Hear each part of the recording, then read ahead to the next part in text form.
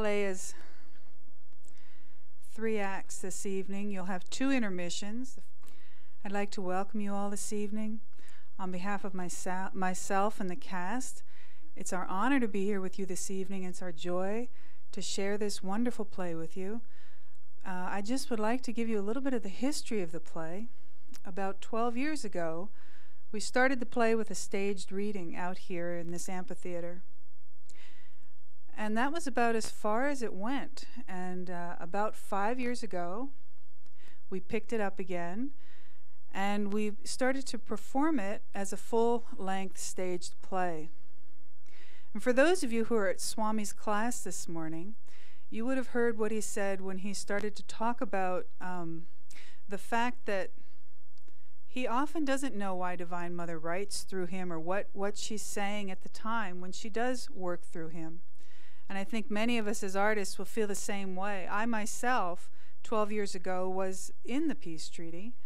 I sat up here and played one of the roles, and I remember Swami talking about us performing this with professional actors and how we might draw in a professional group, and I thought to myself, we could do that here. And now I look back and I think it's a little bit of foreshadowing, and it was quite a thought that Divine Mother had actually started putting in my head at that time. About 5 years ago when I started to direct this, I remember saying to Swamiji, I think that the Peace Treaty is a little ahead of its time. And he said, no, it's not ahead of its time at all. And then a few years ago, when we performed the Peace Treaty, it was on the weekend that September 11th happened. And now we perform it again on the heels of a war with Iraq. So with all that in mind, I think you all know the rest of the story, and I need not say more. I think that in the future we'll see the reason for the Peace Treaty and for other works like it.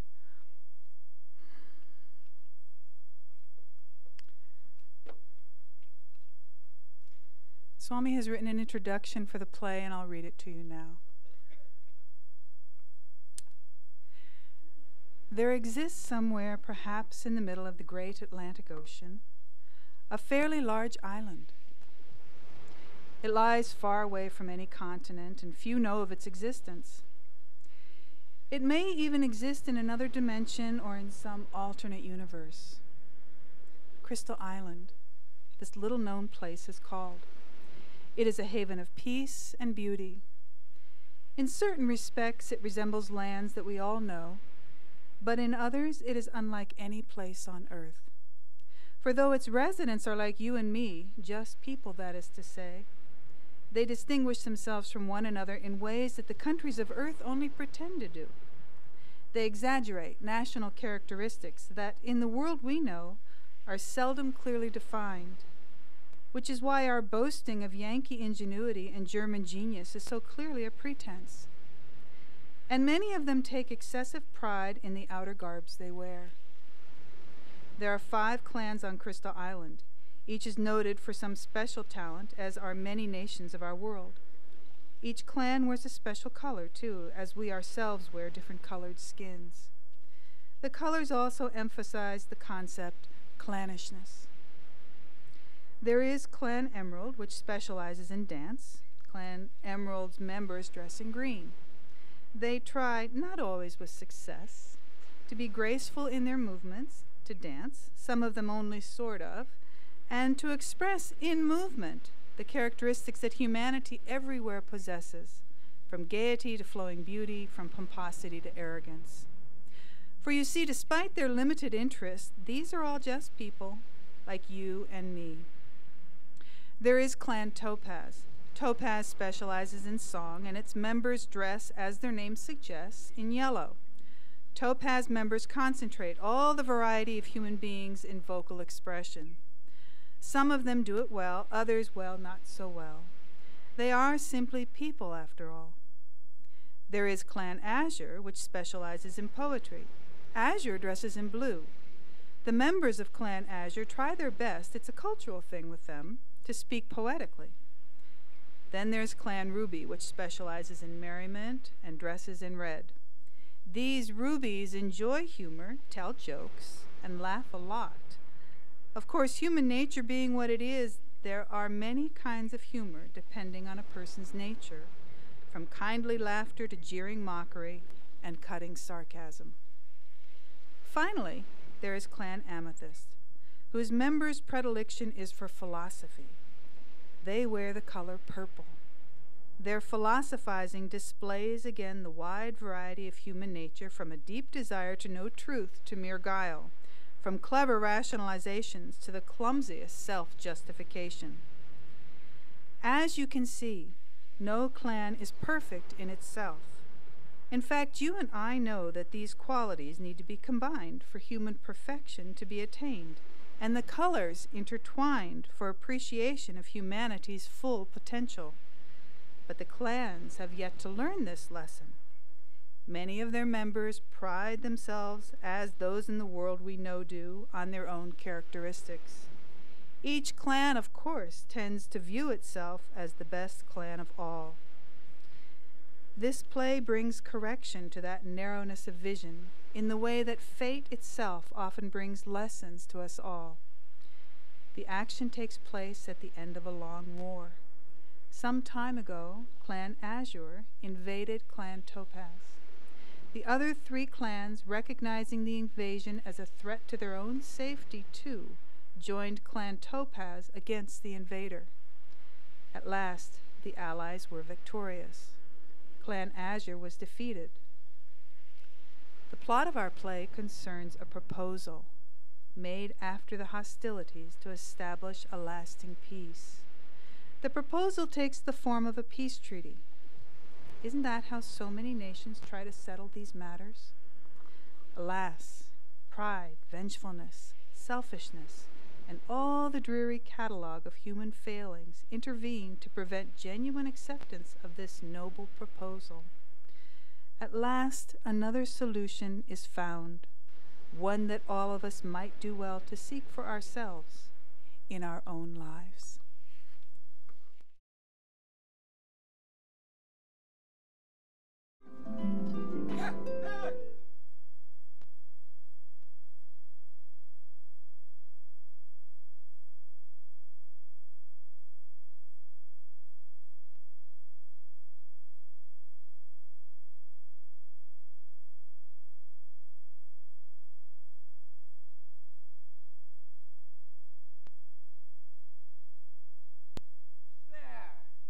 Leap at them out of ambush.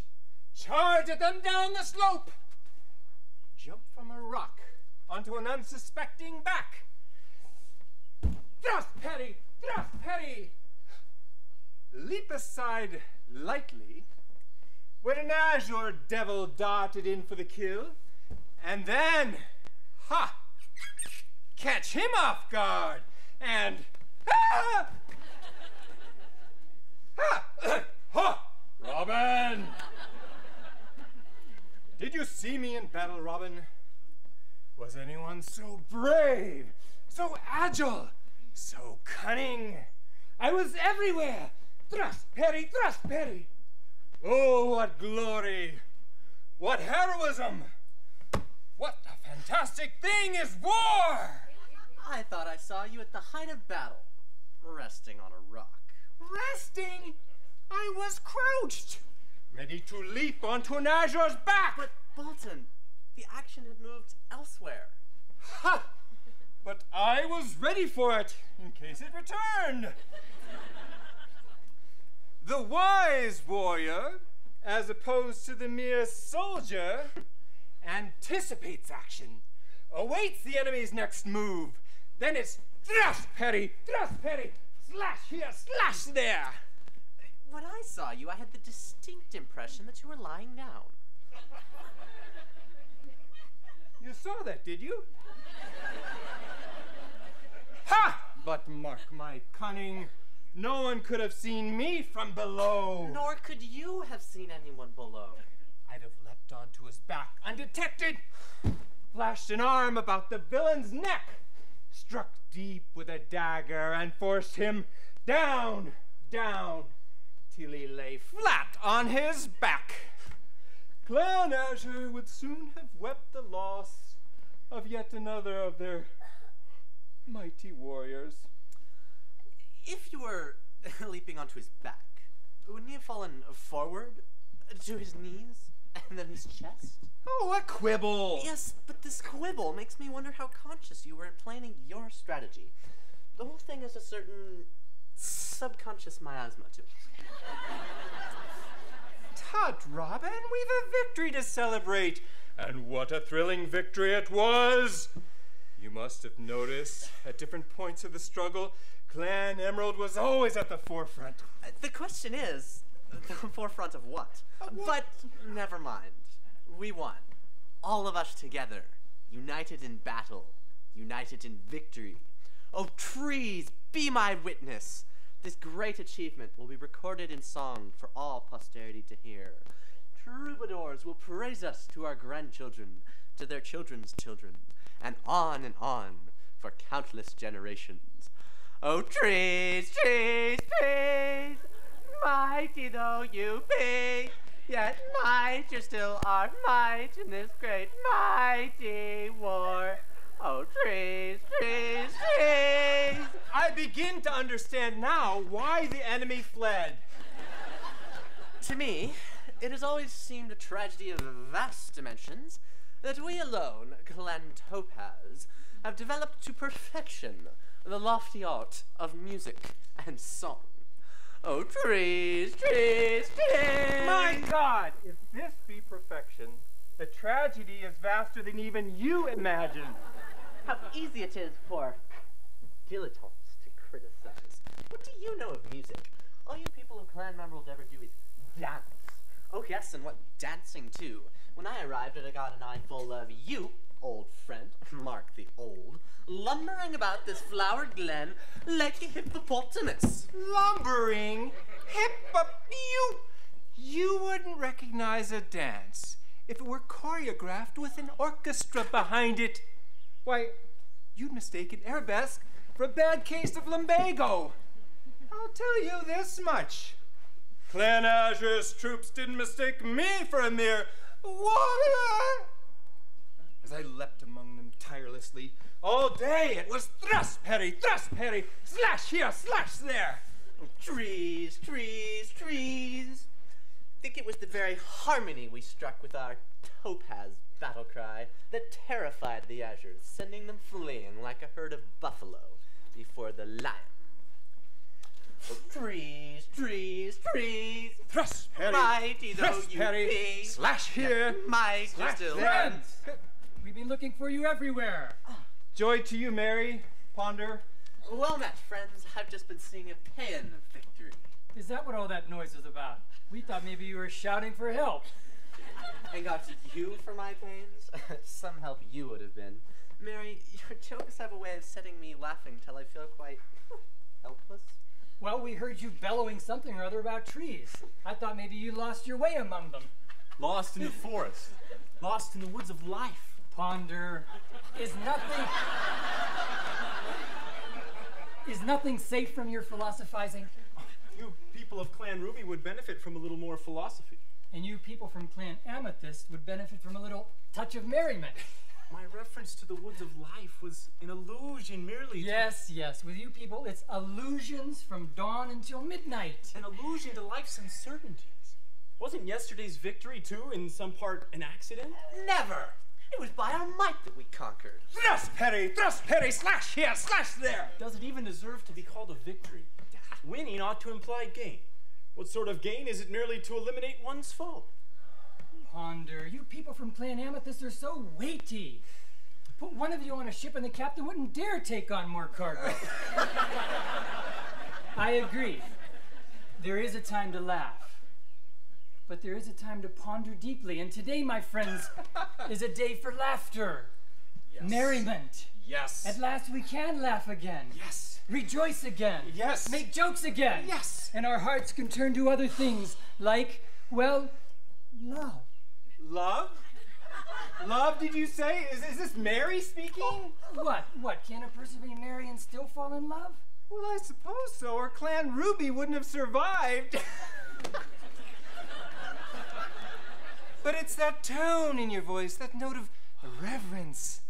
I'd expect you, if ever you fell in love, to court the girl by asking her what the firefly said when his tail was cut off. What did it say?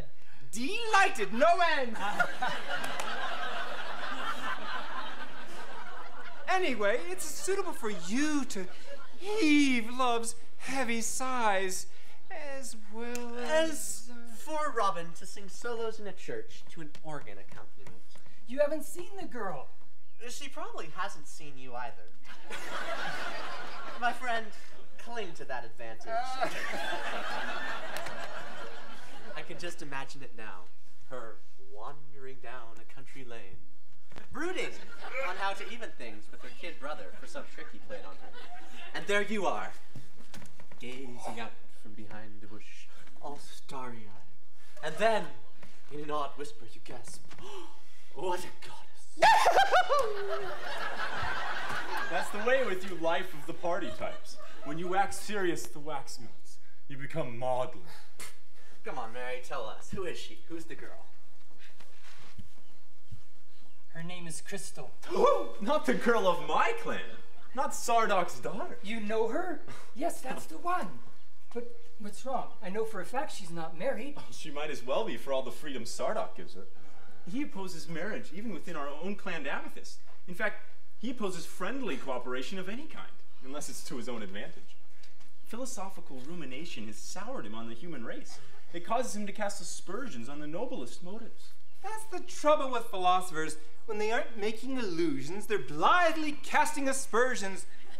They'd analyze the fun out of a country dance. And the heart out of a love song. And the laughter out of a joke. But Crystal's not like that at all. Sardok's a sour apple. But Crystal is as sweet as a peach. I've seen her smile. I've heard her laugh. The very flow of her thoughts seems to carry her as if floating on a mountain brook towards gay pastures. What? Does she graze? Gay meadows, I should have said. We all get caught, Mary, at our weakest point. You want her to be gay. But mark my words, it won't be long before this gaiety of hers, product of your own fevered imagination, or I'm a buffalo, will be dragged down and your sunny disposition with it to the pits of philosophic gloom. Sardok today, I tell you, is your Crystal tomorrow. Never. Robin, Baltan, philosophy isn't the gloomy thing you seem to think it. It's a way of facing gloom and overcoming it. I know a better way. Sing! Dance! Laugh. No, meet it head on. See it for what it is, a mere bubble. And it will burst and disappear. Well, but friends, let's not permit our clan strengths to divide us. Let's join hands and find a way to help Mary out of his woods of diffident courtship. See, Mary, it is you who are lost. Oh, trees, trees, trees! Speaking of that, look who's coming through the trees right now. Lord Christar! Just look at that crowd. What enthusiasm!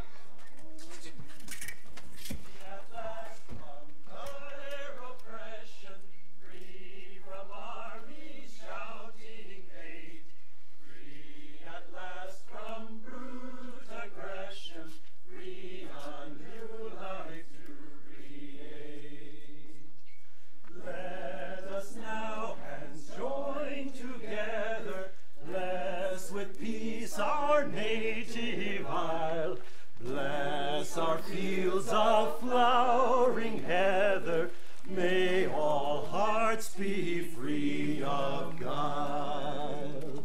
Let us build new lives in beauty, let the grass wave full and green, let peace be our highest duty, joy in every eye be seen. Free at last from dire oppression, free from armies shouting hate, free at last from brute aggression, free a new life to create.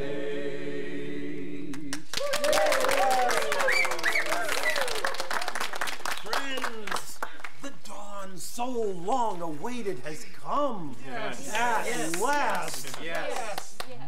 Much too long did the gales of war sweep, howling over wasted pastures, marching through ruins of once cherished homes, and shriek with mocking glee where all around lay desolation.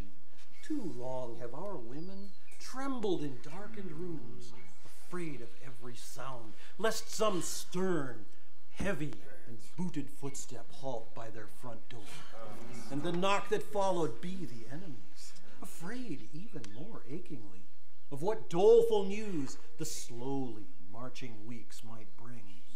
Too long have the ambitions of our youths been warped to dark and violent ends. Too long has creativity been praised there where its art most thoroughly destroys. Friends, from today, let us create peace. My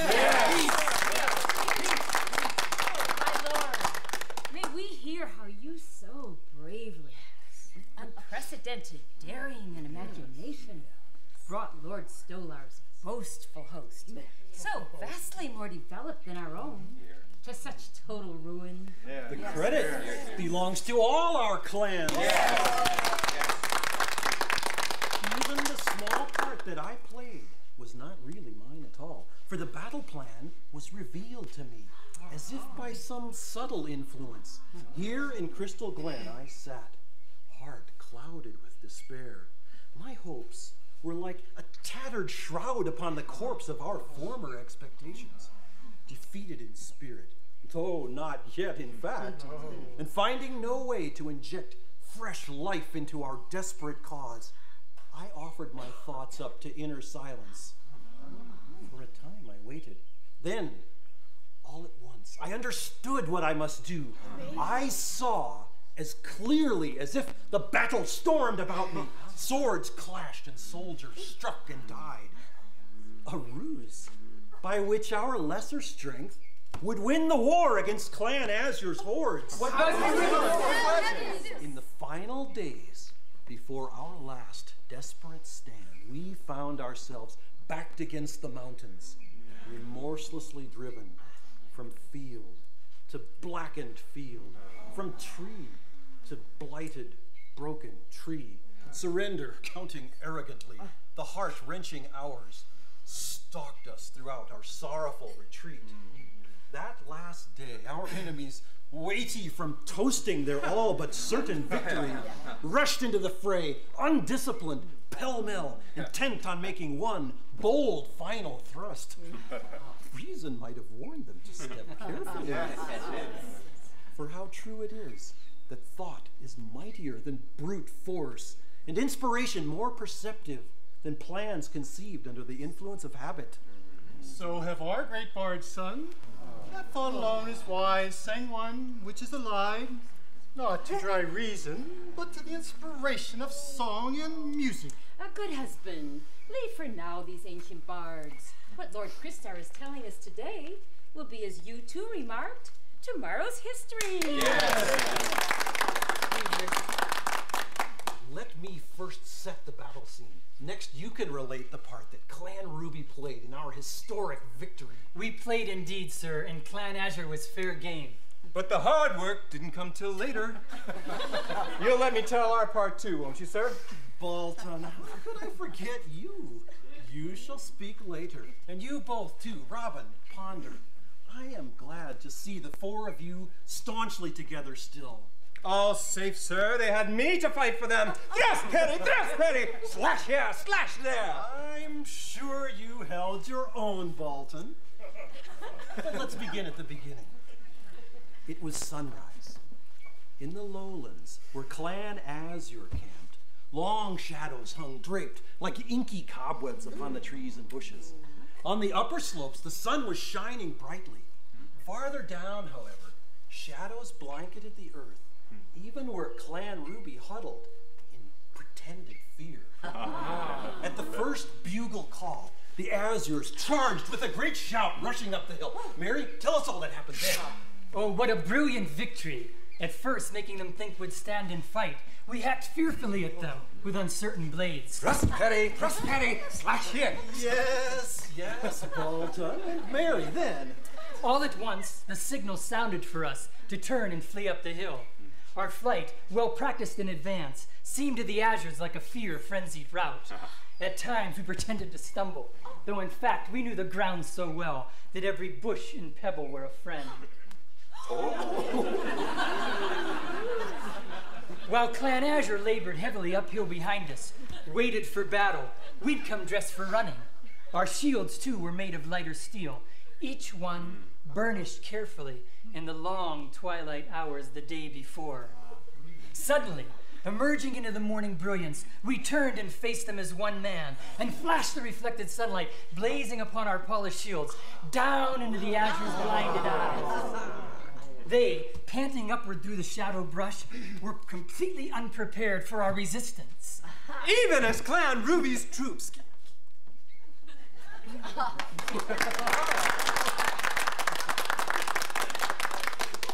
Even as Clan Ruby's troops came fleeing up the hill, we, Clan Emerald, opened cunningly the sluice gates, which contain the waters of that little lake up above. Water poured out, not enough to flood the slopes, but sufficient to flow over it through channels that had been dug carefully the previous day. Downward the water went, bounding and gurgling, so that the earth grew slippery. Oh, how Clan Azure, their eyes already dazzled, slipped and stumbled as they continued to advance. Just then, Clan Topaz, held in reserve to the left and to the right, rushed out onto the slippery slope. That morning, we'd bound our boots with rough bark, carefully to keep our footsteps sure. The Azure then, with a great, terrifying cry, a wonderful harmony, we burst into the fray, like a storm howling through a mountain pass. The Azures, confused by these unexpected events, were completely unable to stand their ground. Madly they plunged downhill, great numbers falling during the rout, many breaking limbs, many tripping over fallen comrades, and hurtling headlong, arms and legs seeming the spokes of a turning wheel down the rocky incline. Many, too, fell over precipices to certain death. Clan Emerald's next, bark-shod like the others, rushed down around Clan Ruby's shields and set upon the Azures from behind. Faster and faster we drove them. Soon the fear that impelled our enemies turned into a stark panic. Terror-stricken, they stumbled down the slopes in disarray like a bubbling water spill. Dispatching life from their bodies was for us as easy as scything fields of wheat. Once a force gains momentum, it continues all but irresistibly. We had them running. Now certain victory was ours. Yes. The Azures had reached the plains. There in shrunken ranks, they made a final desperate stand. Clan Amethyst, held in reserve in the woods, emerged at this point from either side of the broad open meadow, fresh for battle. Thus we burst upon them. Then it was Slash here, slash there. exactly. Moments later, the Azures, abandoning hope, like wild beasts thrown into a panic from a forest fire, fled frenziedly in all directions. Clan Ruby soon joined the fray. By now, the enemy were so dispersed that none of them could find the means to surrender on behalf of their whole army. Our clans fought bravely, all of them.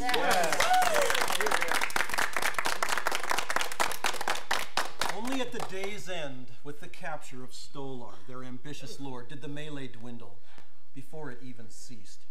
Our allied clans, outraged at the moral stench of his foul crimes, cried out, "Let the monster pay in blood for the suffering he has so callously inflicted." At that very sight, his evil head was stricken from its sin-bloated body. And then his soldiers knelt, laid down their arms, and trembling, pleaded for mercy on themselves and on their vanquished clan. Whoa, Down with the Azure Devils! Let us not cry for vengeance. Stolar's dead, but was it his people who incited him to conquest? His was the sin, his and that posturing pack that fawned on him like jackals, eager for whatever carcass he might fling their way. Good friends, now that this war's been won, let us turn our energies not to vengeance, but to bringing a lasting peace to our poor, battered Crystal Island. But my lord, should not Clan Azure pay dearly for the great wrongs they've perpetrated on us? Vengeance alone might be a pointless waste, but as many bards in our clan's long, glorious past, counsel due punishment as protection against the threat of future harm.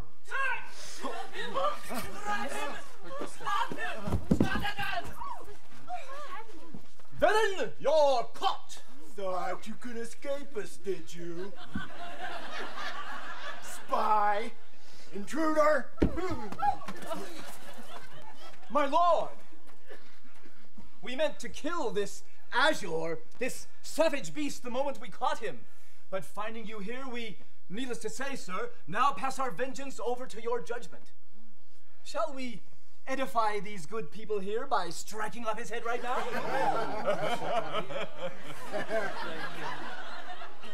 Or is it your exalted wish that the opportunity be taken in greater privacy? My mother, rest her, used to say of opportunity that it's like dessert. You better grab it quick before someone else gets their muckers on it. To quote another's mother in such a cause might seem a blasphemy. Your mother, however, seems qualified to pass as an exception. Why, thank you, sir. Was it to preserve the peace of such homes as yours that this war was fought? Release that man. But why, sir? Certainly, sir. If you But, wish it, sir, he is our enemy! Our enemies were beaten yesterday on the field of battle. Their hopes of conquest and their festering dreams of grandeur died with their defeat.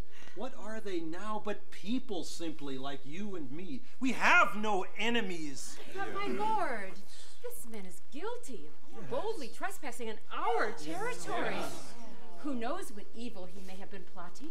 Revenge, perhaps, against your sacred person. He may imagine that his Azure cause is not so completely destroyed as you, sir, and we too, I might add, believe. Such a thing did happen once centuries ago. One of our ancient bards sang... Forgive me, friend, if I interrupt you. It isn't hatred that I behold in this man's searching gaze. Some other thought steeled him to the courage that it required to brave the roving bands of soldiers who today go shouting through these woods, drunk with the wine of victory. Boy, come closer. Beware, my lord. I've offered you mercy. Will you give these people cause later to say that hard justice would have been the better course? My lord, I ask no mercy from your hands. Mercy is sought by weaklings and cowards, and by those whose lives are forfeit for their crimes. I am no weakling, nor am I afraid. My life is not forfeit for any wrong I've done. I fought for Stolar because he made me do so. But his cause was not my cause, nor were his crimes my own. My heart and mind are pure in the cause of truth, and truth shall live on, even though my body die. In that truth, my lord, not in this frail form, have I my immortality. Bravely spoken. And will all of you say that this young man must die merely because the tunic that he wears is blue? Yesterday, on the battlefield, as Stolar's body lay stretched out before us like the shadows of late afternoon that spread, lengthened on the cool earth, I thought, hated he was, truly, and with cause. Yet now that his ruthless schemes have disintegrated in death's indifference, and tyrannical ambition has been quenched like straw fire in a driving rain, what is left before me but simply the finished story of a man? Already his deeds are only memories. If they live on, it will be to the extent that we ourselves give them nourishment, and with the nourishing, risk contamination. For bad memories, like a pestilence, infect the mind that harbors them. Stolar must answer for his sins to a tribunal higher than our own. Meanwhile, what of us? Shall we live on in hatred? And if so, will not his spirit have vanquished us after all? Our duty is to ourselves, to the peace of our own conscience. Let us forgive. Young man, go with my pardon and with that of our united clans. You are free. My lord, I wonder to find in you such kindness. Nobility of spirit is more to be praised than the mitred dignity of priests. Had my people but known with whom it was we fought, I'm certain they'd have risen against Stolar in a tidal wave of fury that would have overwhelmed him and his hated minions. Starlon! Oriel! Oh, Starlon! Thank God I've come in time! Oh, my lord! Lord Christar! Save him! He's not guilty! Starlon's as innocent as a crystal stream. Nothing he's done could deserve punishment. Oh, Starlon, Starlon, when I'd heard you come, foolish boy, you might have waited until times were calm. But when I'd heard you'd come and were discovered and had to flee, oh, my beloved, I never believed you'd be killed. For again and again I'd offered my own life in forfeit for your own. Lord Christar, calmly I say it. If this man must die, then tear instead the life out of this, my then useless body. For my life is the same as that which bound so bravely through Starlon's far worthier form. Peace, daughter, calm yourself. Who speaks of death? I just promised him his life. Let not the gusts of passion blind you to the chances of a new reality. Starlon, I learn his name only now from you, is free to return to his native land. He must, however, leave at once, for there seems to be, as if pent up in the sky above, a lightning charge, trembling with the urge to hurl new blazing bolts of violence down upon the cowering earth. Go, my son, once more I say it, you are free. Sir, I am moved by your generosity. Oriel, my love, my visit here hasn't been in vain. Sir, we meet now for the first time since before the war. Ah, the joy of seeing once again your lovely smile.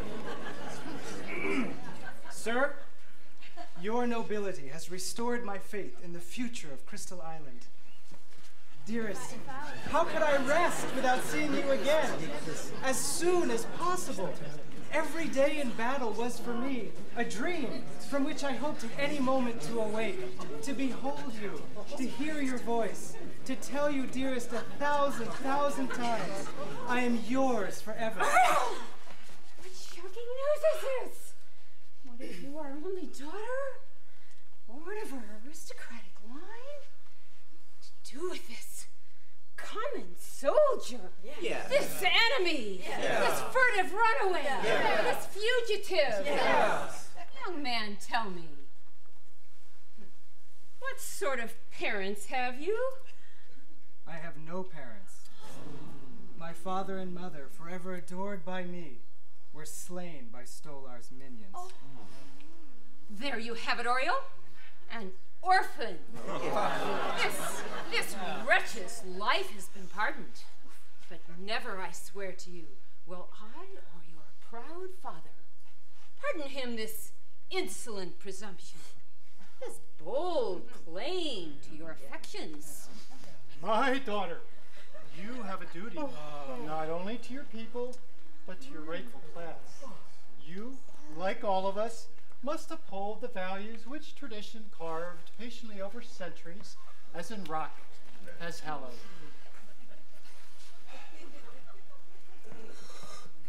As Dalmian, our ancient bards proclaim, that man alone is fit for high position, who accepts it with calm and unaffected ease, who breathes no sigh of envy for those above him, nor courts close friendship with anyone below, who accepts his state as naturally as all of us accept their present age and life. Oh, the bondage of a stagnant past.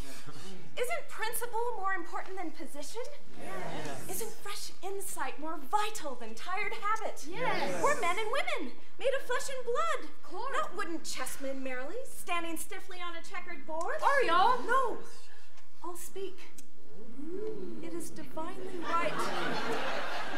It is divinely right that we live our lives as we ourselves believe most deeply, never as others would serenely move us, left, right, diagonally, up, down. Shall we accept their bad judgments for us as our fate? No. Their wisdom, not our own, as our good fortune, and their defeat or victory on our behalf as our finalities. Dalmian also wrote of obedience. It is a virtue, he said, that... Forgive me. Dear father, dearest mother, you know I love you both. My true desire is to obey you. But what is obedience if living by it one merely dulls one's faculties? Obedience surely is a virtue when seen as an apprenticeship in wisdom. My obedience to you, now that I've grown to womanhood, is to the truth that I perceive in you, but never, forgive me, to the heir. The heir? Daughter, do you dare?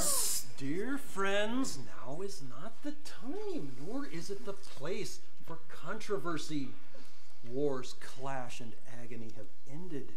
Shall we the very next day make war again? No. Let the passions of our recent past burn low. When peace reigns supreme again over this our island home and over our war-ravaged hearts, then let us each in calmness decide on the best course to follow in our lives. Meanwhile, Mary, and all you faithful four, Robin, Balton, Ponder, guide Starlon safely through these woods. Take him beyond the dangers that our country holds for soldiers of his clan. Pretend, for the sake of caution, to hold him sternly in your power, lest any roaming band of soldiers challenge your right to treat him mercifully. Fear not, my lord. We'll hold him with such glowering menace that if any bands pass by, they'll hurry on with whispered sighs of gratitude that we were so fully occupied that we couldn't concentrate our villainy on them. And should they attack, it will be thrust, Hetty, thrust, Hetty, slash there! Balton, the men we're talking about are soldiers of our own army. Down with boastful bullies everywhere! Go then, set him safely on the path. Trees, trees, trees! Slash here, slash there! You missed your calling. You both should have been woodsmen.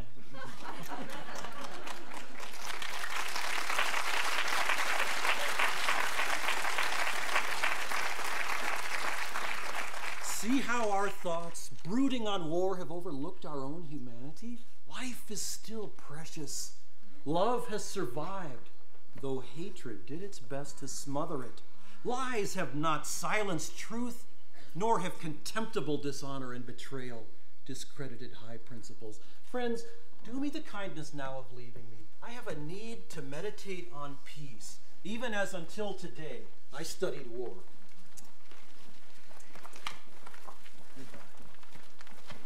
I wonder if, at this spot, what I am seeking will be given me, a plan for lasting peace. The problem has always been that our clans, except when united by our fear of Stolar, held themselves aloof from one another. Their special talents gave rise to arrogance and competition. All too seldom have nature's gift to them fostered cooperation. But surely now it is time for a change. Stolar's aggression may be seen as but a plow that prepared the soil. If we plant well now, a new crop may flourish, one of shared understanding. As certain plants grow well together, so may this understanding inspire our clans to work together, each learning from the other, each gaining by what he gives. Is this a suitable occasion for our commander-in-chief to be alone? The woods echo with shouts of victory. No one roams these forest lanes tonight, but would be greatly honored to share his celebration with Lord Christar. Good hermit, the honor is mine, truly, that you would leave your hut, your prayers, and your solitude to meet me here. The hour is momentous for Crystal Island. The potential for creative peace was never greater than it is today. Like you, I've been meditating on the road ahead of us. I see it forked to left and right. The left, an easy path, winds carelessly through barren brush and sand, the aimlessness of ancient habit. The right-hand fork is for creative men and women, those blessed with that expansive vision which lifts the mind above its birth endowments, impelling it to broaden its natural self-interest to include the good of all. This right-hand fork seems difficult at first. After a little plodding effort, however, it passes through verdant fields, orchards, their sweet smell heavy on the breeze, past rose-clustered gardens and happy homes. These good things which all men rightly crave cannot be found aimlessly, nor achieved by any who stand resistant to new realities. Life's blessings must be found by dedication, cooperation, and clear vision. This, Father, is the peace I dream of, a fertile peace from which the seeds of future conflict have been purged by kindness and fellow feeling. Victory, Lord Christar, has given you a glowing opportunity. Selfish habits of the past, accumulated like filth through long neglect, today lie scattered abroad by the winds of violence and destruction. This is a season when seeds of new ideas have a chance of sprouting and taking root. Ere men's thoughts return again, like bears in wintertime to their accustomed caves. It thrills me to hear you so voice my inner thoughts. Have you suggestions, Father, for how we might proceed? The present need is that your guidance be born of inner vision. Human thoughts drift all too easily from one ill-founded concept to another. The present need is that we build with wisdom. Let the foundation for your insights, Christar, be the bedrock of inner clarity. This is the second time I've come here to pray. Only days ago I sat here, lost in despair.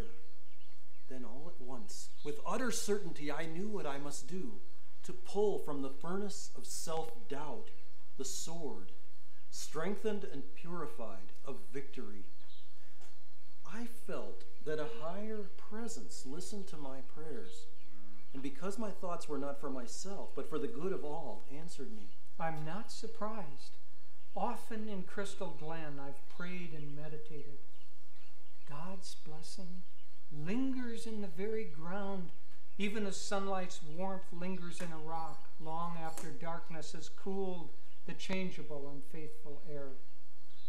Had your thoughts as you sat here continued in despair, your curtained mind would have barred passage to inspiration's light. But your prayer was for understanding. By asking in this manner, you opened yourself to the subtle influences that are here in Crystal Glen. Such I felt was the case. Therefore I am here now. And therefore I left my hermit cell to urge you, Lord Christar, open yourself once again to the whispers of higher guidance. Find in silence the truths that you so generously seek for others.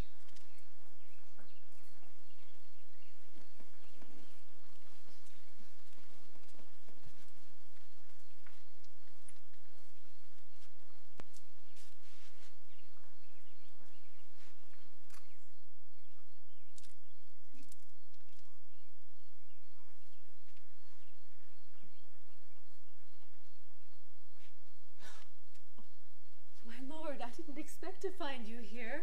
My child, have you too come here to pray? I often come here.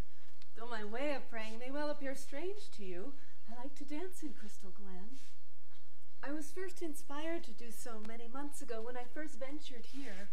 In swaying movement before this simple altar, it seemed all at once as though my soul were soaring upward through vast skies of spirit. Oh, my Lord, forgive me for bursting in like this. I'll leave you now. Please, say a prayer for all of us that the clans find lasting peace now that the war is over. Such is, in fact, the purpose of my prayer. Please don't go. Your dancing may help me in my meditations.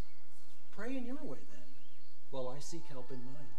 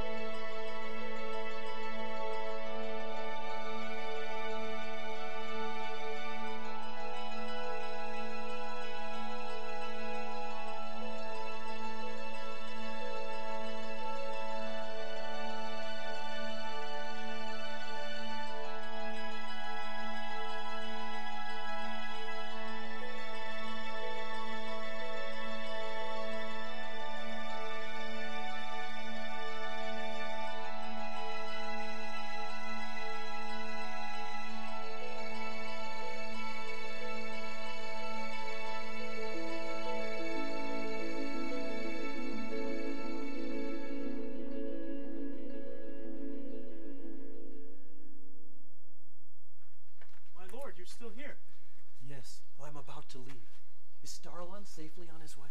He's out of the forest, sir. Still, we thought it wise for Bolton and Robin to accompany him a distance further. Mary, Ponder, I've just now had a wonderful inspiration. Have you, my lord? Does it concern the peace? It does, indeed. What, in your opinion, would the people say were I to propose continued cooperation among the clans? It's what the people want, sir. I'm afraid our rulers may think differently. I don't mean that any clan should renounce its own integrity. All I'd suggest, rather, is that they agree to cultivate an active spirit of fellowship, as among brothers and sisters of one family. The people will appreciate this concept, sir. I understand your meaning. It's the rulers that must concern us. Historically, what they've always sought is power, not the warm handclasp of friendship. Is your lordship thinking of some sort of peace treaty? A peace treaty. Though documents have no more binding force than people's willingness to honor them, still a peace treaty. Perhaps my inspiration should be spelled out formally. Yes. Friends, help me. We'll call a council of the allied rulers. Come, you can be my messengers. Let us act at once. Ponder, aren't you coming? We have work to do. I think that never in my life have I beheld such beauty. Come on.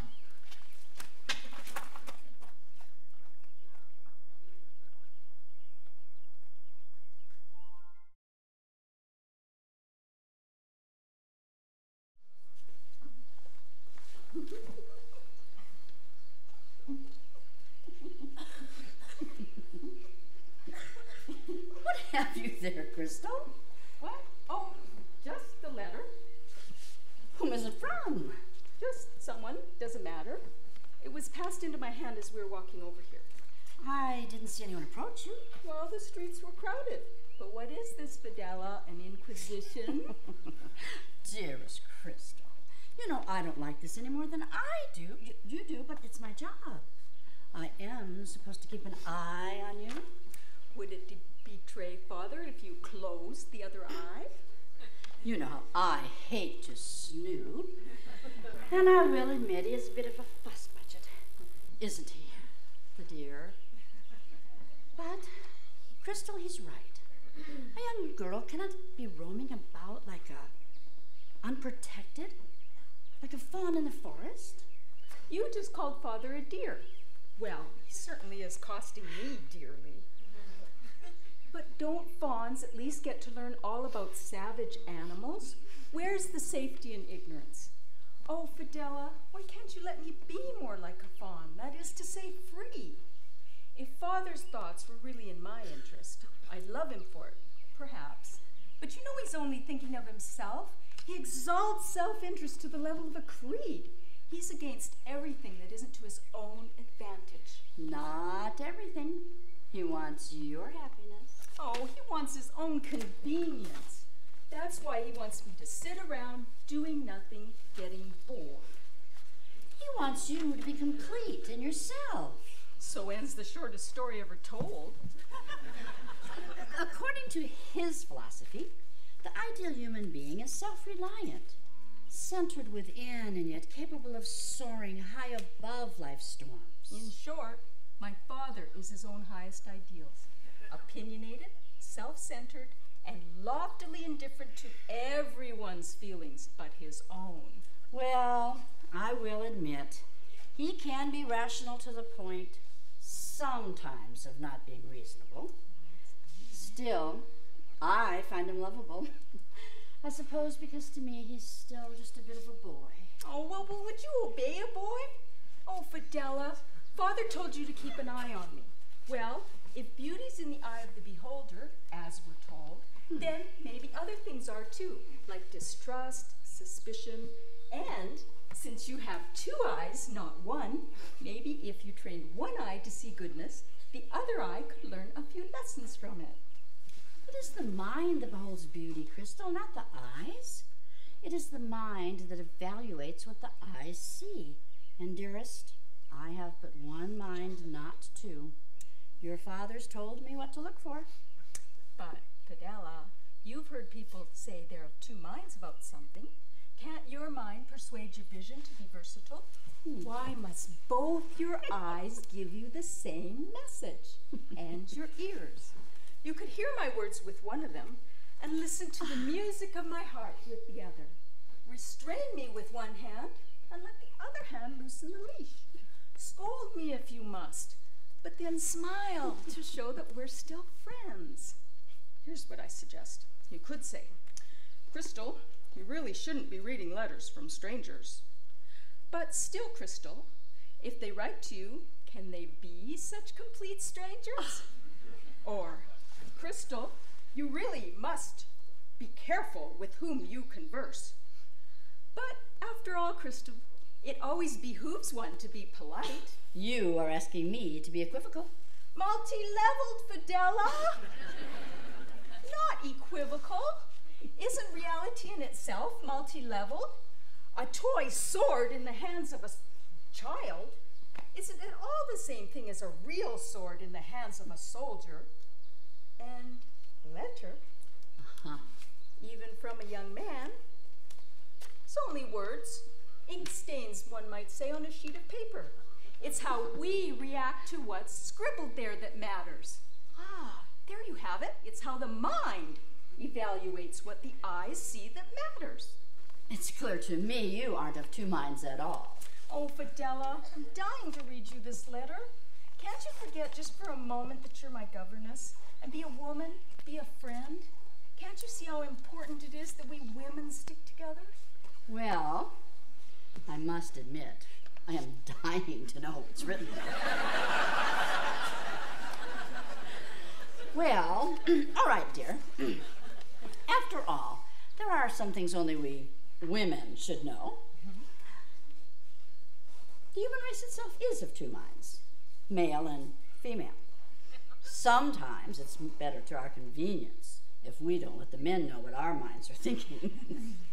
Do read me the letter, and I will listen with one ear and keep the other, if not deaf, at least hard of hearing. Mind you, the letter means nothing to me. Oh, of course not, of course not. The young man's name is Mary. I've no idea who he is. Then, how do you know that he's young? Well, that is, I've caught glimpses of him here and there, but we've never spoken. I did once, though, catch him smiling at me, but he's very shy. Listen to what he writes. Dear Crystal, dear, how wonderfully he writes. It's amazing to me that one so young could have conceived of such a word. I have seen you from time to time, but always, I'm sad to say, from afar. He's sad, poor boy. Oh, Fidela, it's wrong not to comfort people in their sadness. I find you an inspiration to look at, but till now I haven't dared come and speak to you. An inspiration. He hasn't dared. Oh, Fidela, men are so quaint. May we please meet sometime? You may answer me in care of someone we both know. His name is Ponder. There you have it, Fidela. He knows Ponder, we know Ponder. That makes Mary practically a friend of the family. Oh, bosom, truly bosom. This letter isn't from a stranger at all. Yours truly, Mary. Yours truly? Why, he's practically plighted me his troth. Oh, Fidela, such depths of faithfulness in one so young must certainly be admired. My dear, I believe it's high time we return back down to the ground floor. I do not wish to scold, but I do believe you should exercise a little bit of caution. Oh, I'll be cautious, all right. I don't want Father to find out. He's very pretty for one so young. Father! What are you two doing here? You should be at home. Don't you know the importance of this occasion? In a few minutes, the lords of the allied clans will be meeting here in our ancient forum. It's a great honor for Clan Amethyst, but there's no place here today for women. Are you saying women deserve no honor, Father? On the contrary, woman is worthy of every honor when she remains at home, caring for it with the devotion one would lavish on a temple. Temples are public places. Therefore, people are welcome in them. And there ends any resemblance to our home. The home in which you were raised is a shrine to the noblest principles. Bigotry, self-centeredness, indifference. Lord Kovar will be here shortly. Leave quickly now before he arrives. I don't want him to think that I look upon this important occasion as a family outing. Will you be coming soon? Lord Kovar is my brother-in-law. I anticipate that he will want me by his side during the formalities. I expect, therefore, to be returning late. Sardok, do try not to tire yourself. You will tend to take things so seriously. Well, obviously, if things are important, they are serious. Everything one does is or ought to be important. Everything, therefore, as far as I'm concerned, is serious. And only as far as you're concerned, which is to say, only as far as it concerns you. It's your very self-involvement, Fonda, that makes you so somber. Impertinent child! I'm self-concerned, not self-involved. How can a person be lighthearted when the whole world is out to snatch from him all it can? Self-interest, I always say, is nothing but self-honesty. Caring for one's fellow man is a cowardly sham, an underhanded means of getting one's own way. Cooperation, I always say, is nothing but compromise made by the weak-hearted. And if caring for myself makes me somber sometimes, well, a little somber, that's because it's no easy task fending off the self-serving demands that people make of one. Yes, and that's something else I always say. To those who are eager to study my philosophy, self-interest is good when it concerns one's own needs. By definition, it is bad when it concerns the needs of others. Kind sir. You don't know me. By what presumption do you call me kind? I'm sorry. This is not an occasion for sorrow, and I'd like to make it clear that kindness is completely foreign to any sound philosophy. Oh, I'm sure you're very kind, sir, really. If you weren't well-meaning, you wouldn't announce your failings so openly to others. Failings, you say? Failings? Yours, madam, is a failing. You failed to conceal from me the fact that you meant nothing whatever by calling me kind. All you wanted was slyly to wheedle out of me some information, which, as it happens, I see no reason for withholding. You're dressed in the colors of Clan Topaz. It's obvious why you're here. Yes, this is today's meeting place of the clans. Then this is your ancient forum? It is. And Lord Kovar will be here shortly to initiate the proceedings. It's a bit of a ruin, isn't it? It is a total ruin. Why mince words? There is no roof. The walls collapsed centuries ago. One must watch carefully where he walks, lest he sprain an ankle. But why? Why would Lord Kovar call such an important meeting in a place like this? Lord Kovar is my brother-in-law. Everything he does is reasonable. As it happens, all of his important councils are held here. Our ancient forum may be a ruin, but in it have been enacted the most vital laws in the long history of Clan Amethyst. The influence of tradition is so potent on this spot that we count on it to guide us in every cornerstone deliberation. The feeling is a bit oppressive. It doesn't seem to welcome our traditions. Is your Lord Kovar open to the cooperation that has been proposed by our Lord Kristar? If Lord Kovar, my brother-in-law, has the wisdom to be guided by me, he will recognize and accept that your lord, able leader though he showed himself in war, with our assistance, of course, has thrown both caution and common sense to the four winds. I see. Well, we are here to see about his accommodations in the town. Perhaps we shall meet again Good day to you, sir. What a dry wind. Cooperation, vultures all! No one would talk such nonsense if he weren't nurturing ulterior motive. The others must be coming soon. I passed 2 of Kristar's people as I approached. Ah! Sardok, why are you here? My brother-in-law, on this important occasion, I knew you would want me by your side. What for? Why I'm known, I think, for a certain philosophic skill, a talent which might be helpful during today's deliberations. You philosophized your wife, my sister, into an early grave.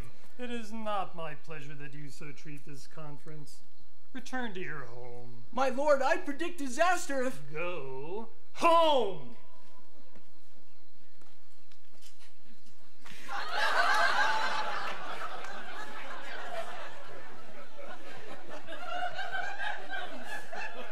Well met, Lord Kovar. Lord Voltar, greetings and welcome.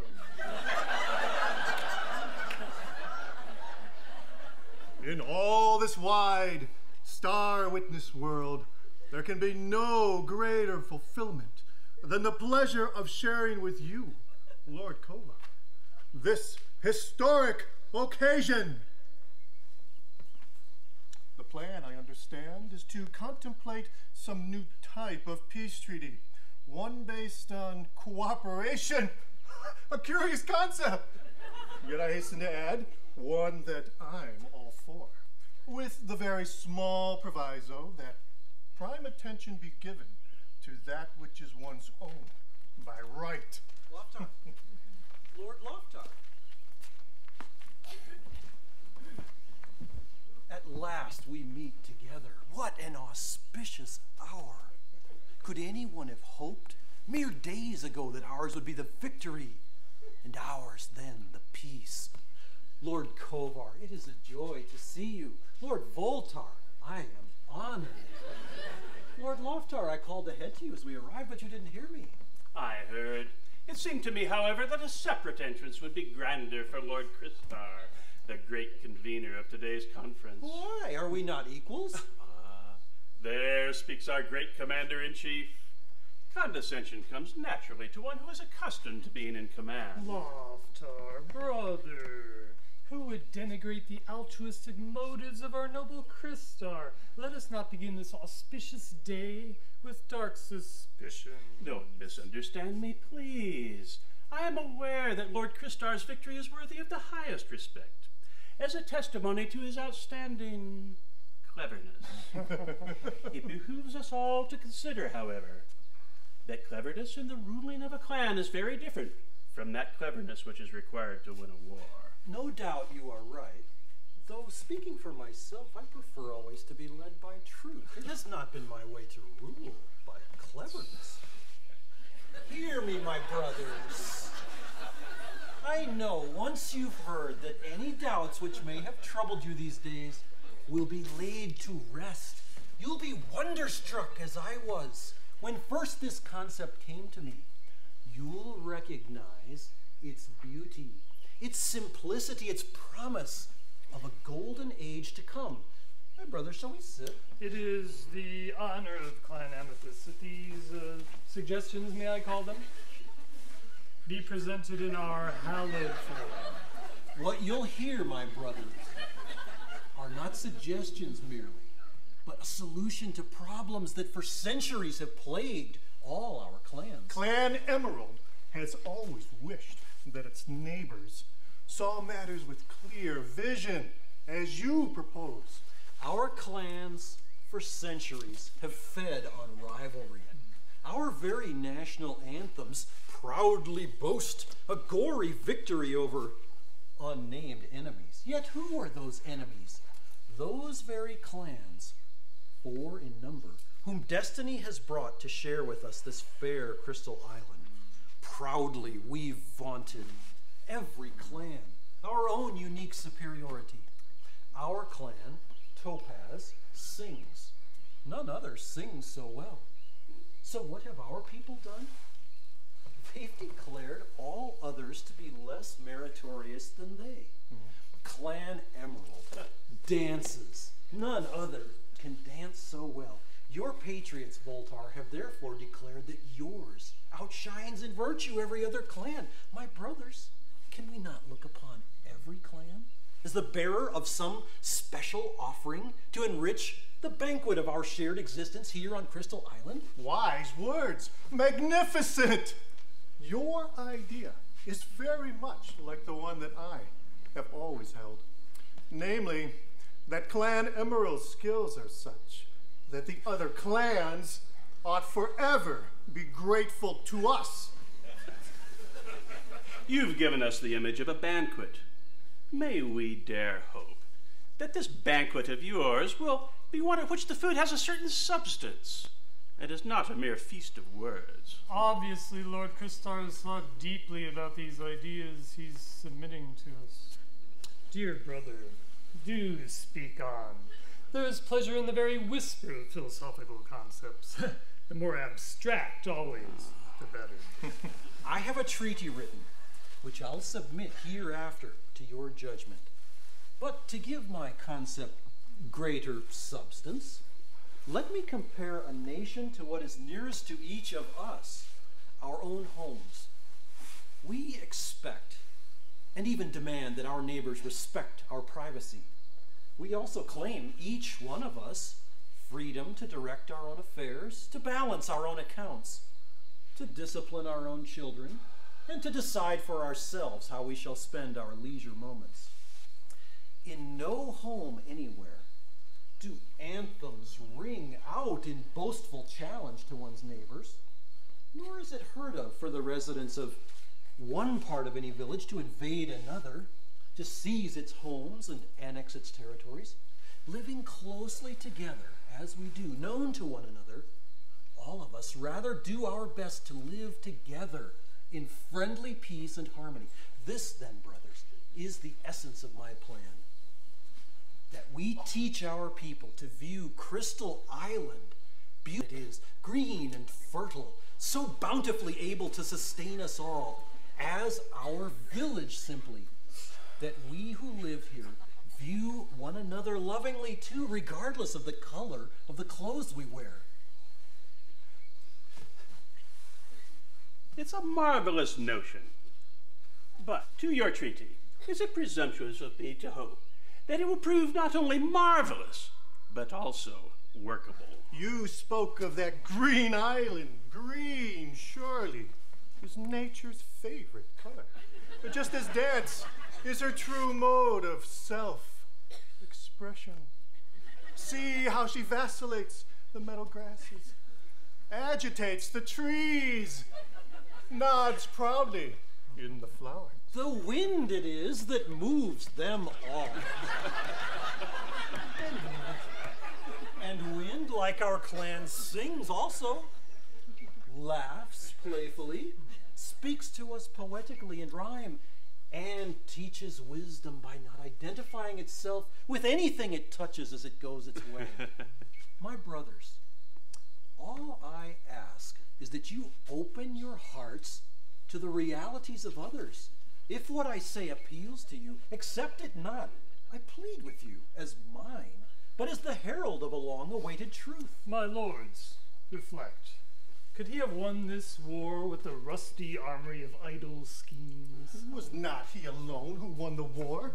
Well, let none forget the contributions we all made, Clan Emerald especially. A plant may overlook that it owes its life to the earth from which it sprang. But you, Lord Christar, are no such prideful plant.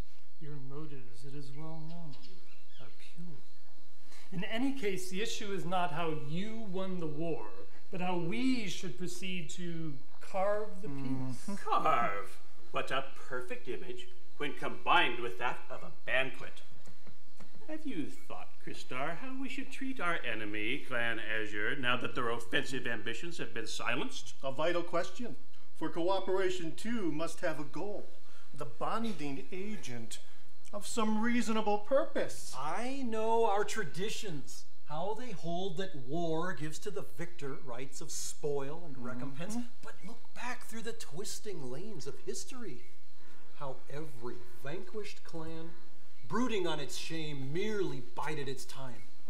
Then, when stability returned to it once again, when crops were plentiful and shops were crowded with rich merchandise, the strengthened indices of a healthy commerce inspired the courage to hazard a revenge. Once again, the blood of young men soaked our battlefields, fields which in peacetime had been fertile meadows, homes their every brick laid lovingly collapsed in ruin like so many homes before them. Women and children, defenseless, died in agony. Isn't the message clear? History has proved that vengeance is an idiot's satisfaction. Prosperity will be ours only if, instead of claiming damages, we extend the hand of friendship and cooperation to our enemies as well. Are you saying we should not claim what is ours by ancient right? This surely is no reasonable purpose. I shall be the first to renounce my own claims. Indeed, these claims were never ours by right. A cage constructed by the Burden residents ought to be checked twice for hidden doors.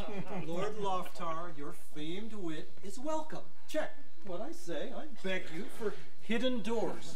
Meanwhile, permit me to summon from beneath that massive oak where I left them Lord Antar, Lady Andala, his gracious wife. I've brought to you this day Clan Azur's recently appointed rulers. Please listen to their case. If, after hearing it, you are convinced that Clan Azur's attitude has changed, that most of their people never wanted war, but were coerced into it, drawn unsuspectingly into a hurtling current from which after years they found no escape, perhaps then you'll be willing to listen to the unprecedented plan that I propose. My lord and lady, may I present to you your fellow rulers? You know their names, though not perhaps their faces. This then is Lord Kovar of Clan Amethyst. My lord, my lady. This, Lord Voltar of Clan Emerald. My lord, my lady. And here finally is Lord Loftar of Clan Ruby. My lord, my lady. At last, after centuries, our clans meet, drawn together by a dream of unity. I've told these men, our brothers, of your coming. Would you explain to them the circumstances under which you lived these recent years, and what your will is for the future of Clan Azur?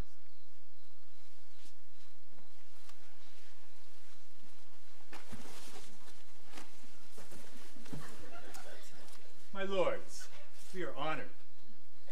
Few there be who, distant from Stolar's rule, are aware of the weighty burden under which we groaned.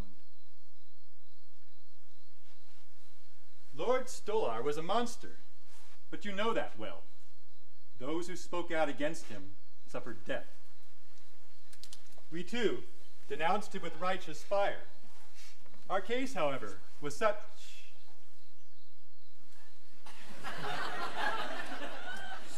that Stolar never dared to execute us. We were too highly placed by birth and also in the public eye.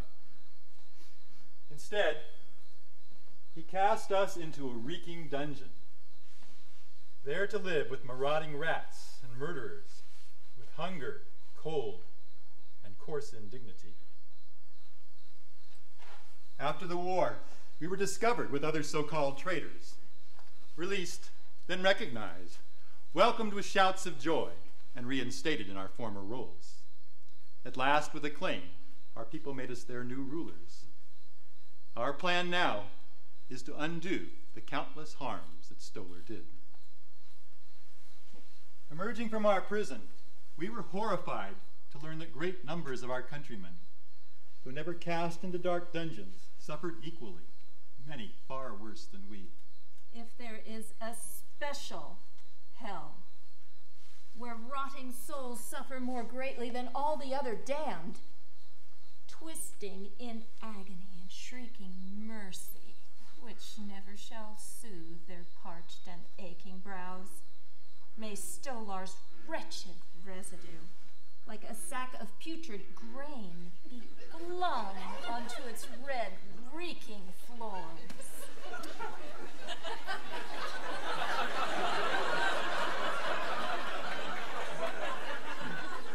Dear wife, what an anathema. If we ourselves hope for mercy, must not we too be merciful? Stolar's soul is not his tormented person. Within each man, however dark his deeds, dwells an unconscious angel. We must let God determine by what tortuous path Stolar must climb to achieve at last his own high destiny. Meanwhile, Andala, ours is a task to live in goodness and make amends for all that he did in evil's name, to destroy not men's bodies only, but their minds, their faith in life, in God, and in themselves. My dearest husband, forgive me, please, I beg you. Our dearest, our only son is dead, slain by Stolar's brutal thugs. Our suffering has been too great to be forgotten lightly. Yet in my heart I know that forgiveness is the way to true freedom and to inner peace. Your attitude, Lord Antar, is beyond reproach. Yet Lady Andilla's hatred is, I must admit, rather more after my own heart. It gives me hope that in future our two peoples may be friends, for it makes you human. Sir, I'd rather be defined by my potential for improvement than by my weaknesses. The bitterness I feel is my shame. It is not my pride. Dear wife, your words touch me deeply. For happiness is possible only by giving of ourselves to others. We find true happiness when our sympathies expand, and when by giving we forget ourselves. I pray that the future of our peoples grow and flower in a soil of love. There seems to be a tide here, giving resistless force. Wisdom dictates that for now we swim with the impetuous flow. I, too, am thinking of the risk when a wagon goes careening down a slope, of leaping from it to doubtful safety on the hasty, unwelcoming ground. Lord Christar, I would not have you think that I oppose anything to which we all agree. Tell us, Lord Christar, what is your plan for a lasting peace? I've spelled it out on paper, which I'll distribute later for your study. The strength of this plan, however, is more in the change of consciousness for which it calls. First, I would ask you to absorb its essence. For the important thing is that we agree in principle that our clans strive henceforth to live by the consciousness of peace and fellowship, and not merely by the letter of the written treaty.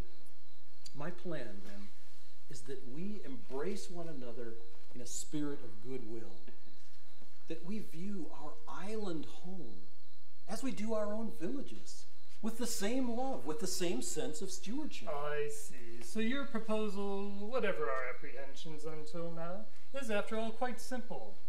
I'm sure it will prove acceptable. But don't you think... No! No!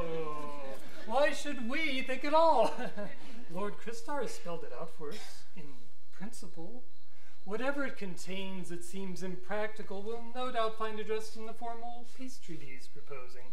Meanwhile, I think we may state quite confidently that all of us endorse his plan, in principle.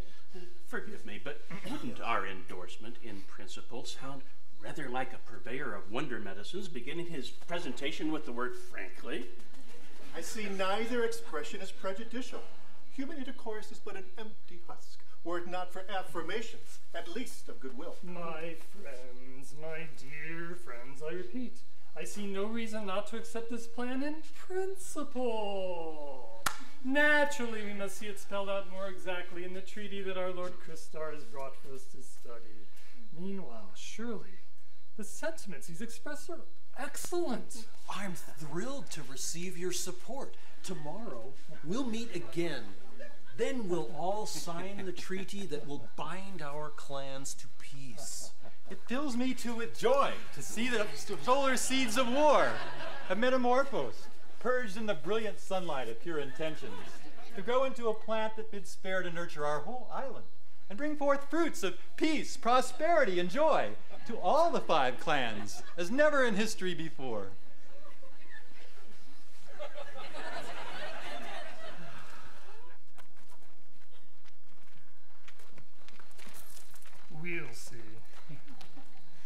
influence of this foolish glee was such as seemed wiser for the moment to submit. Yet, the centuries of their influence too, and fixed tradition, contained like a vapor within these ancient columns, will surely chloroform this presumption of excessive novelty.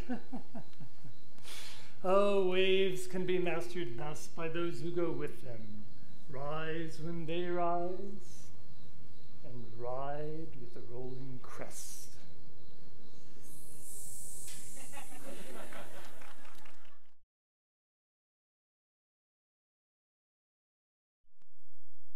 Gazella, daughter, I'm pleased to see you.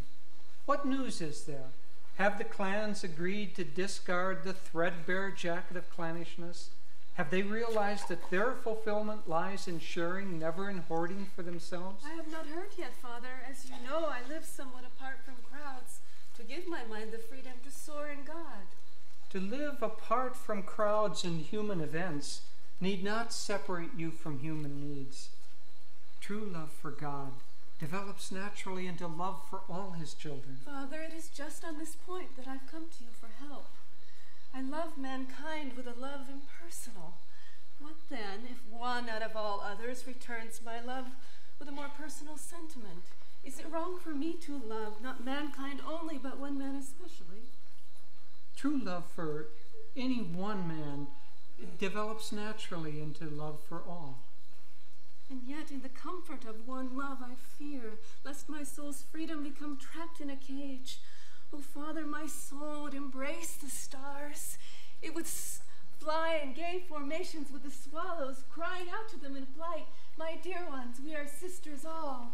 It would soar over snowy mountain ranges and call down, "Friends, you are my brothers." To the ocean surf it would shout, "Let me break laughing with you onto sparkling sandy beaches. We are one."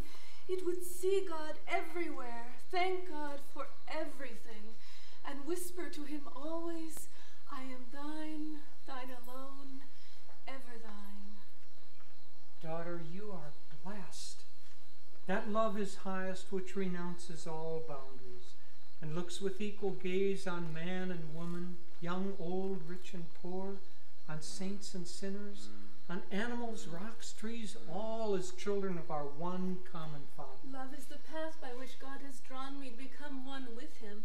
I want to express this love in the way most pleasing to him. Might it be possible to find in human love a bridge to God's infinite love? I have seen love that was focused first on another human being inspire the lover in time to broaden his sympathies to include everyone. Thus he learned that the separate part was but a small expression of the whole. The rose speaks to our hearts not of itself alone, but of all flowers, of nature everywhere. Abstractions appear vague to many human minds until clarified by concrete example. The depths of love, however, are not plumbed in the ripples of merely human passion. Human love is self-expanding only when it beholds the eyes, that gestures the smiles of the beloved, as windows only, beckoning outward toward infinity. Holy Father, his name is Ponder. Several times lately I've caught him watching me. The last time his eyes said that he loved me. You could love Ponder, and yet not lose sight of your soul's higher purpose, if you remembered to love him always, a good man, I know him well, not for himself alone, but for the love of God. I will reflect on your words, Father. Thank you for taking the time to share with me the fruits of what I sense has been a hint of your life's experience as well. Forgive me, Father, for bursting in upon you like a summer squall.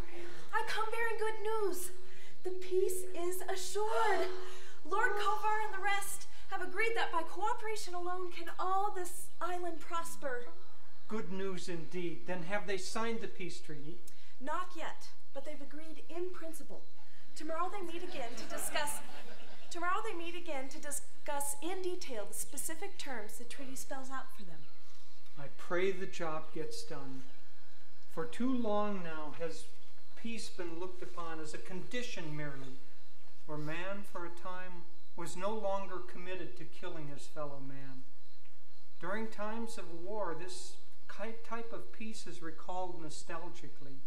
People remember the flowering meadows, but forget the wet grass, the dust-raising winds, the mosquitoes that can rob an evening of its felicity.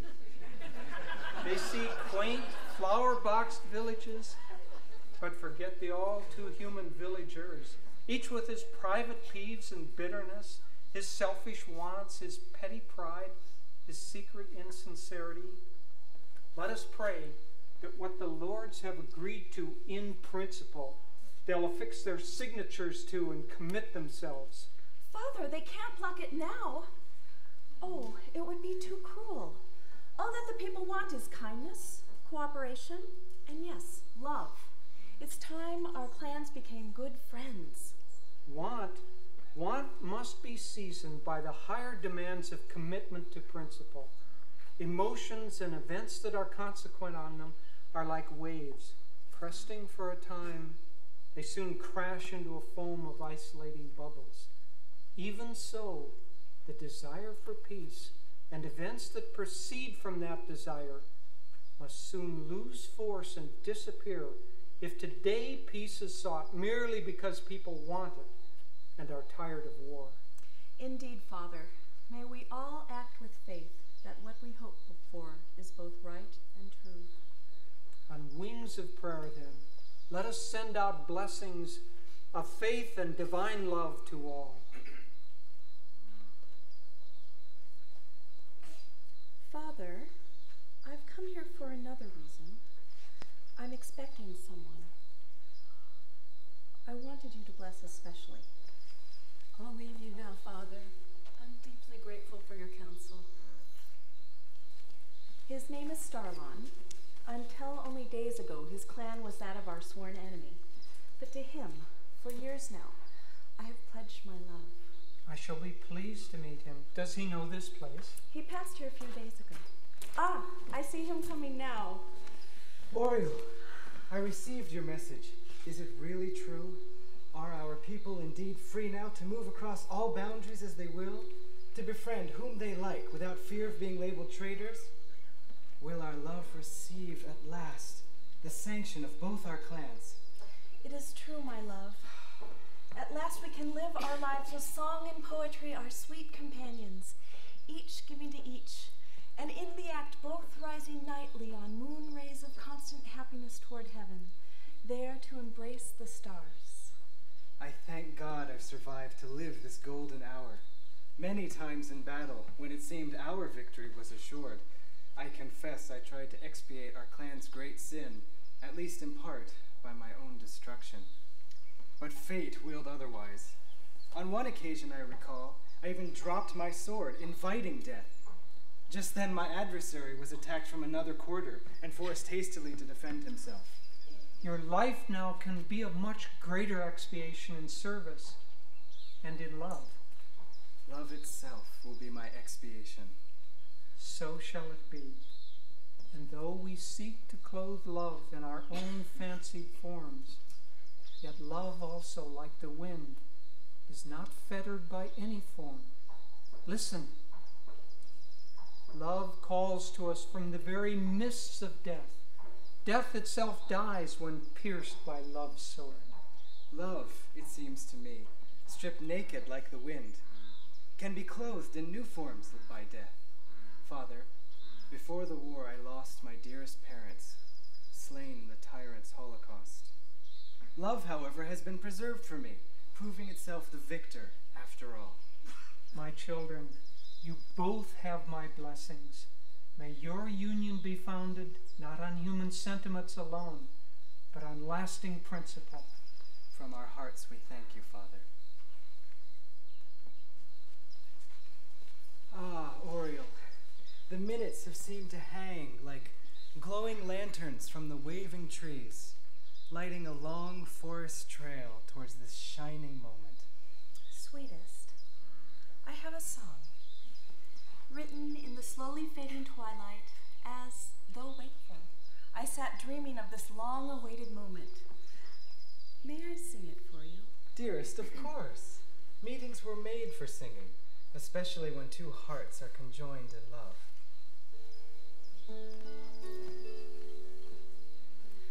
Two souls were conceived at night, ere stars in the sky gave light, ere planets were born, ere hearts could know scorn. Together they danced in God's sight. Up pathways of radiance they flew. Before them bright stars they strew. Deep seas and vast plains, men's joys and men's pains, all these in perfection they knew. Their love called them down from the skies to live here on earth in disguise. They seem mortal now, yet remembering their vow, they ever maintain their soul ties. Dearest, this song is beautiful. You liked it? Oh, I'm so happy. I don't know that my own thoughts waft downward from such lofty regions, yet surely they aspire to the same heights. I, too, have written you a poem. But let me speak first from my heart, as love suggests the words to my mind. I've no objection to poetry, I assure you. What girl doesn't want to hear her lover express his love for her in rhyme? But aren't rhymes too much an artifice? Love's like a bounding waterfall, shunning embankments of any kind. What? Would you say that those bruises which the unpracticed bard inflicts on his poor, groaning instrument have greater meaning than that evoked by fingers, trained through practice to express the subtle nuances of feeling? What are art's nuances, if not the dying embers of actual sentiment? How often the best poetry is written, not in the heat of passion, but long after the fire has cooled, its charred wood alone remaining to serve as a pencil for composition. Oh, but reflect, is not living to an art? Passion, when uncontrolled, prevents a man from living up to the highest that is in him. Without artistry, human feeling would remain merely vague and brutish, expressing itself in exasperated grunts. Art alone brings clarity to meaning. Well said, love. And art is born when inspiration can prolong its ardor, burning fiercely still, even though cooled by the snows of contemplation. Well, but first, love, let me give you words pulled from a blazing furnace. Later, I'll give you poetry. My sweet, as I was coming here, I heard a nightingale. Its liquid notes, like ripples on a flowing brook, in the stillness of full moonlight, bore my heart's feelings before me to this place. A mariner I heard of once, who'd roamed the earth in search of happiness. His ship touched on distant coral coasts. It entered turquoise-colored seas and docked in tropic palm-encircled harbors. He crossed vast sandy deserts with the caravans, trudged over mountain passes in search of fabled hidden valleys. He sailed on mighty rivers through terraced fairylands, through proud, towered, majestic cities, and past peaceful, humble villages, where the country folk at sundown gather to sing, laugh, and tell stories, echoing some far-off golden age.